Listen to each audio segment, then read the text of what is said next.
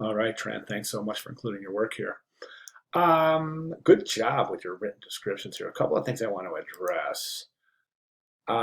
Biggest problem I came across was placing the information that I needed. And that's tricky because you have a lot less real estate, and that's important. So I'm gonna I'm gonna address your magazine ad as well as your banner ad, and I'm gonna address all of this stuff as well. So the image I use for my background is very light in some places, and text is hard to read. I don't see that. I really don't. I don't see even right here at the light part of the image where the type is right over the most textured portion of the image. I'm not having a problem reading it. I think there is an expectation for people to, when type is placed over an image, there is an expectation that viewers understand that it's going to take a little bit more um, uh, to read and to understand the legibility and to read than it would if, let's say, it was placed on just a solid background. So unless the background image is super textured, I don't see this as problematic. So, okay, so again, additionally, I just want to take a look back at a problem I had came across, figuring out how I wanted the background image to be cropped into the web banner. Well, I'll tell you what, man, for not knowing what you wanted to do, you nailed it because I think that is excellent. I think it's excellent crop. Beautiful. What I was going to say is this: if you're confronted with this situation in the future, what you can do is you can go to your magazine ad, and what you can is well, here's what you would do.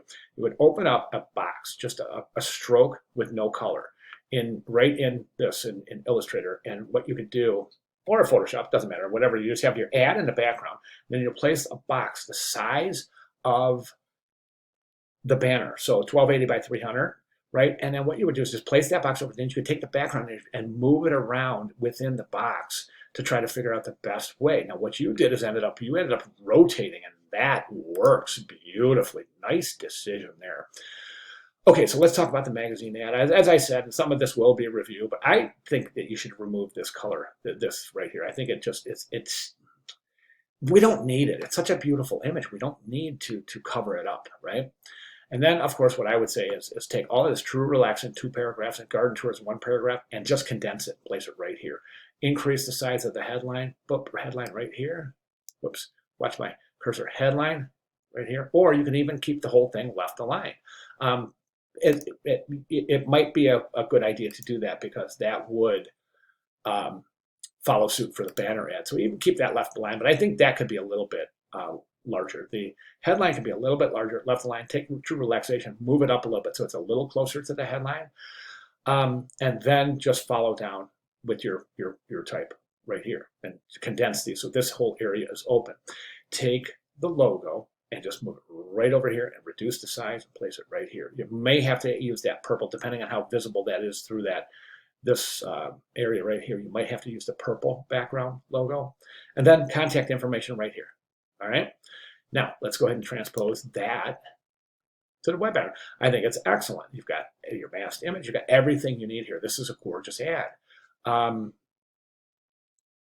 One of the things that I think I would do, I think your type is really large and very aggressive. It's almost antithetical to the relaxed nature of Amethyst Bay because it's just so big. It's right up in your face. As soon as your banner opens up, it's like boom, you're just hit with this enormous type. My recommendation is this. Let's take the headline and reduce the size. Take the headline subhead. Don't forget, that's a subhead. That's Arial bold italic right there. Okay. So headline subhead, reduce that like to about here. Okay. And then condense this work. Condense this right here. What is your promotional call to action? I mean, you've got a few things going on here, but what you want to do is you want to figure out what your main promotion is. What is the main offer, the thing that's going to turn people's head in this banner and say, I'm going to click that. Okay, so this is too long. It's too long to read. It's too hard to read with that animation. So try to condense your call to action to 7, 8, 9 words and to keep it confined to one line instead of two. Animation is excellent. Good job. So at that point, what we can do is again, reduce the heck out of that type right there. So watch my cursor through. Your whole type should be right about like this. Okay, that's going to leave some room on the bottom. What we want to do is we're going to take this logo and move it over to the right down here. The reason we're going to do that is because right now we're a little bit visually heavy on the left-hand side because of the weight of the logo in conjunction with the weight of the masked image. It's just, it looks like the ad's about to tip this way, right? So we'll redistribute some weight by placing that logo over here. That's all I have for you, man. I mean, this is just fantastic. I got to tell you what, man, this is, this is a good looking ad. It's a good looking campaign. You're doing good stuff here, man. So just, I mean, you'll be able to do this in no time. Man. This is a relatively pretty straightforward fix, right? So let's go ahead and shoot for that.